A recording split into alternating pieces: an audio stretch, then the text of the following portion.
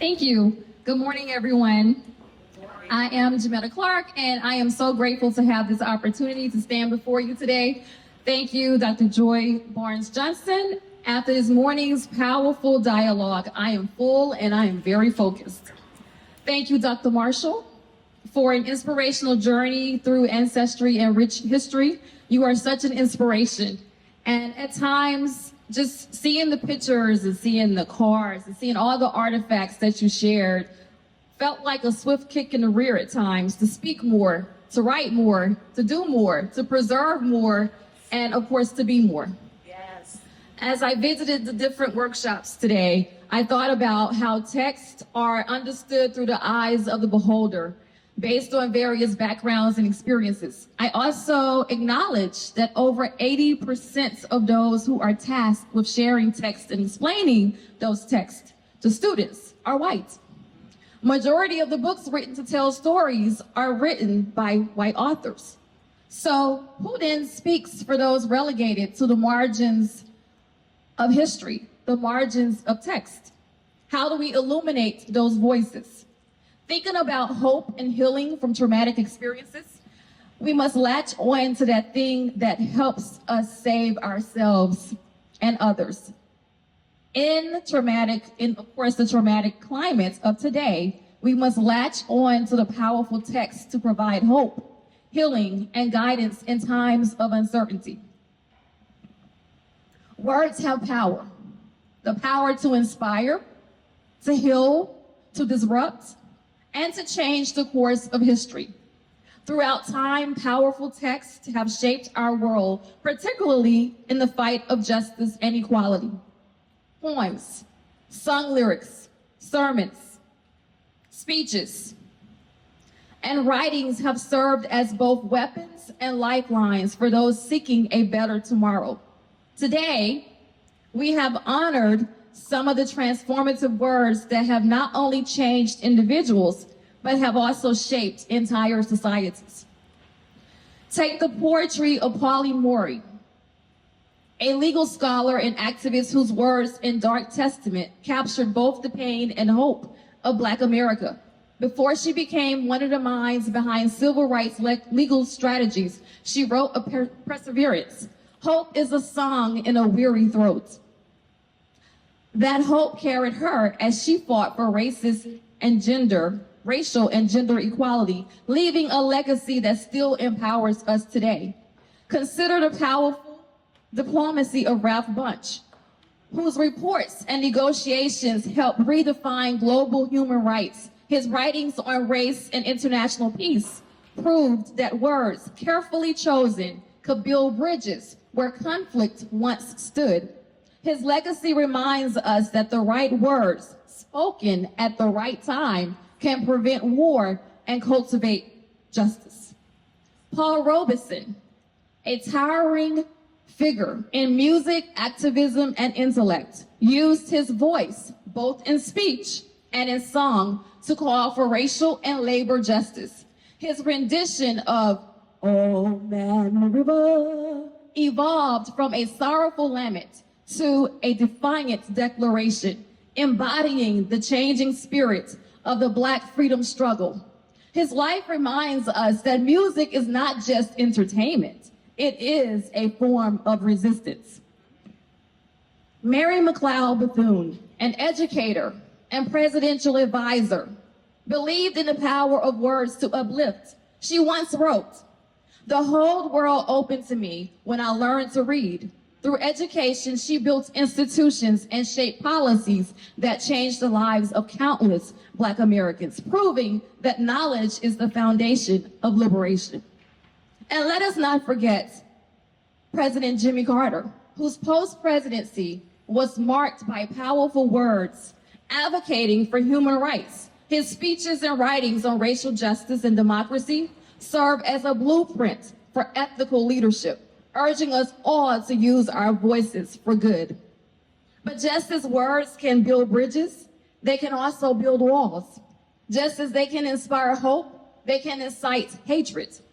We have seen in recent years, months, weeks, days, hours, how words have been used to divide us. Executive orders signed by our current president, from Muslim travel bans years ago to attacks on diversity training and voting rights, carried the weight of powerful, dangerous text. Policies rooted in fear and prejudice do not need bullets to harm people. Words on paper can be just as destructive. And when leaders use their voices to spread misinformation, bigotry, and division, the damage ripples across generations. But the beauty of words is that they do not belong to hatred alone. Words of truth can challenge power, expose injustice, and demand change. Lyrics have long been a source of resistance. When Billie Holiday sang Strange Fruit, she forced America to confront the horror of lynching. When Sam Cooke sang A Change Is Gonna Come, he gave a weary movement the promise of tomorrow. And today, artists like Kendrick Lamar remind us that the struggle is far from over. Lyrics have long been a source of resistance. A source of resistance. A source of resistance. Yes, yes. Kendrick Lamar, I'm reminded, he said, and I quote, "I messed up." Well, I'm requoting it. "I messed up, homie, you messed up, but if God got us, then we gonna be all right." Yes. A rallying cry for a new generation that refuses to accept oppression in silence. In fact, Kendrick Lamar's Super Bowl halftime show was powerful because of the words spoken and those left unsaid.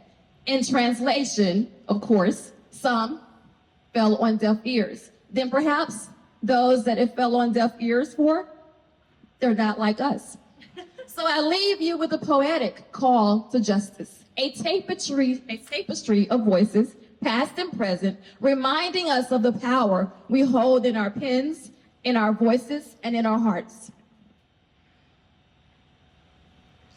A poetic call to write and protect transformative text. I am the dream and the hope of the slave, Maya Angelou. I rise, I write, I stand unafraid. I tire so of hearing people say, "Let things take their course. Tomorrow is another day," Langston Hughes. No, tomorrow is the page we write today. I have found that in the very time of our greatest trial, we have had our greatest triumphs. Frederick Douglass. We are the ink that will not fade, the song that cannot be silenced. God gave Noah the rainbow sign. No more water, but fire next time. Negro spiritual. And the fire is now, burning through lies, through executive orders that seek to erase us, through voices that say, "Go back where you came from." A man who stands for nothing will fall for anything. Malcolm X. So we stand. We stand with the fist unclenched, but words sharpened. We stand with voices that refuse to be drowned. No one can make you feel inferior. No one without your consent. Eleanor Roosevelt.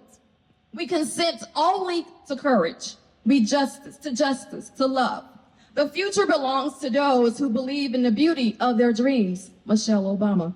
And so we dream aloud, in ink, in song, in the language of the fearless. It is from the numberless diverse acts of courage and belief that human history is shaped. Robert F. Kennedy. And we shape it still, with pens mightier than fear, with voices louder than silence. An eye for an eye would make the whole world blind. Gandhi. So instead, we write, not to wound, but to awaken. It always seems impossible until it is done. Nelson Mandela. And we are not done.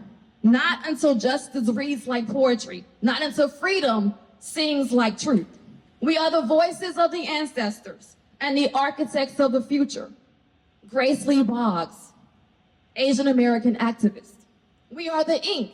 We are the fire. We are the authors of a world yet to come. Let us honor the power of transformative text, not only by reading it, but by writing it, by protecting it, and by ensuring that words of justice always speak louder than words of hate. Because history has shown us powerful texts don't just reflect change, they make it. Before I close, I want to honor a man whose words shaped lives, whose faith moved mountains, and whose courage carved new paths for justice. My father, Reverend James Clarke Jr., a Southern Black Baptist pastor, worked tirelessly in the vineyard for Christ and in the world for equity and diversity. As the plaintiff in Clarke versus Marengo County, he stood on the front lines of justice, securing political possibilities for African Americans in Marengo County, Alabama. His sermons, filled with the fire of the gospel, echoed with the truth. Be not deceived, God is not mocked. For whatsoever a man soweth, that shall he also reap. And he sowed justice, he sowed faith, he sowed words that refused to be forgotten. His letters, his speeches, and his unwavering belief in both hope and action were a testament to the power of the spoken and written word. He knew, as we all must know, that faith without works is dead, and words without action are empty. He lived his life as a bridge between what was and what could be, knowing that transformation comes not just through prayer, but through purpose. Today, on the anniversary of his homegoing, I honor him, not just in my memory, but with movement, with the promise that the words he spoke, the sermons he preached, and the justice he pursued would not be in vain. We, all of us, we will write, we will speak, and we will act. So pick up your pen, lift up your voice, and let the next powerful text be yours. Thank you.